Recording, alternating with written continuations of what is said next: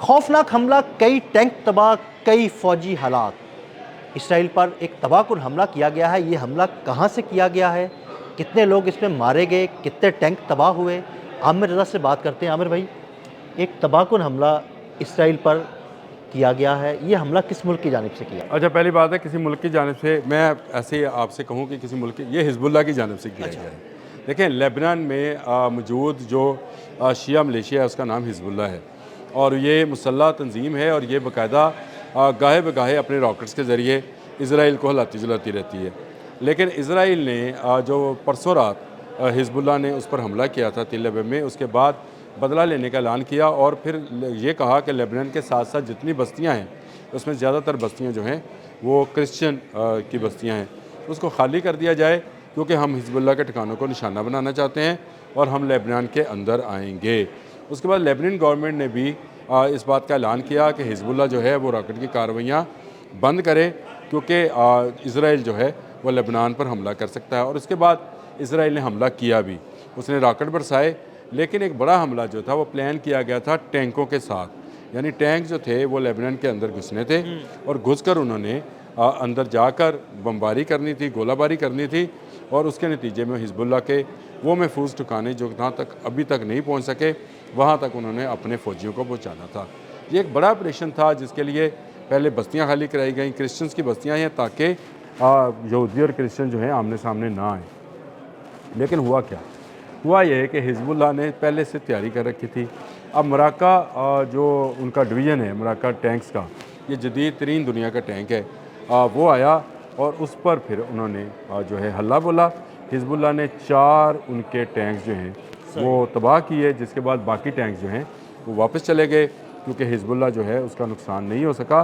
اور یہ ساری رپورٹنگ جو ہے اسی لیبنان کے اندر ایک ٹیلی ویژن ہے، ملایا اس کے اس طرح کا نام ہے، اس نے یہ رپورٹنگ کی ہے، اور وہ تصویریں بھی جاری کی ہیں جو جلتے ہوئے ٹینک کی ہیں۔ یہ ایک بڑا سیٹ بیک ہے۔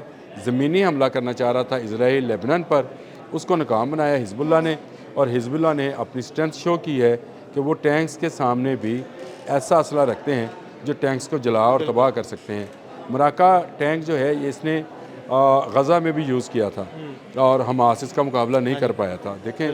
اور یہاں پر حزب اللہ نے اپنی پہلی جرب میں ہی ان کے 4 ٹینک جو ہیں ان کو تباہ و برباد کر دیا۔ جلتے ہوئے ٹینک کی تصویریں جو ہیں وہ سامنے منظر عام پر آ گئی، اور لیبنان کے ٹی وی نے اس کو جاری بھی کر دیا۔ اس کا مطلب یہ ہے کہ اسرائیل اب اس طرف بھی جنگ میں انوالو ہو جائے گا۔ اس حملے میں کچھ اسرائیلی فوجیوں کے مارے جانے کی اطلاعات؟ جی بالکل ہے اطلاعات، ٹینک اگر تباہ ہوئے تو اس میں فوجی بھی مارے گئے۔ یہ حملہ جو تھا وہ صرف ٹینکس کا نہیں تھا، ٹینکس کے ساتھ جو ہے ان کی بختر بند گاڑیاں اور جیپیں بھی تھیں۔ بہت سارا جو ہے نقصان ہوا ہے، تفصیلات جیسے جیسے آئیں گی ہم بتاتے چلے جائیں گے، لیکن حزب اللہ نے ایک بڑی کارروائی میں جو ہے یہ ٹینکس تباہ کیے ہیں۔ اور یہ ٹینک تباہ ہونے کے بعد میں یہ سمجھتا ہوں کہ اسرائیل کو اب لبنان کی طرف آتے ہوئے کچھ جو ہے وہ احساس ہوگا، کیونکہ اگر میزائل پھینکے گا تو ڈائریکٹلی یہ لبنان پر میزائلز ہوں گے، یہ ایک نئی جنگ کا آغاز بھی ہو سکتا ہے۔ اس سے بچنے کے لیے اسرائیل نے زمینی کارروائی کا بنایا تھا، پروگرام بنایا، یا اس نے جو اس کو کیا، لیکن جو پروگرام بھی بنا اس کو حزب اللہ نے تہز نہز کر دیا ہے۔ اب آپ ہی مجھے بتائیے، ایک طرف حزب اللہ ہے، حوثی باغی ہیں، اور بھی جو ہیں حماس ہے، یہ تمام تنظیمیں جو ہیں اسرائیل کے خلاف جو ہے کام کریں گی۔ ایران اس وقت اکیلا نہیں رہا اس پورے حملے میں۔ اگر آپ کسی بات کو نوٹیبل کریں تو وہ یہ ہے کہ ایران پوری طرح سے اکیلا نہیں رہا۔ اسرائیل کے ارد گرد بھی ایسے گروہ اور گروپ موجود ہیں جو اسرائیل کو بڑا نقصان پہنچا سکتے ہیں۔ فی الحال یہ 4 ٹینکس کا تباہ ہونا، 3 F-15 کا گرنا، ایک بحری جہاز کا تباہ ہونا، اور 7 کے قریب ریڈار سسٹم جو ہیں ان کا تباہ ہونا اس بات کی نشاندہی کر رہی ہے کہ جتنا مرضی چھپا لیا جائے، اس جنگ میں ایران مسلسل کامیابیاں حاصل کر رہا ہے، اور مسلسل اسرائیل کو بھی اور امریکہ کو بھی ان دونوں کا تو بہت نقصان ہو رہا ہے۔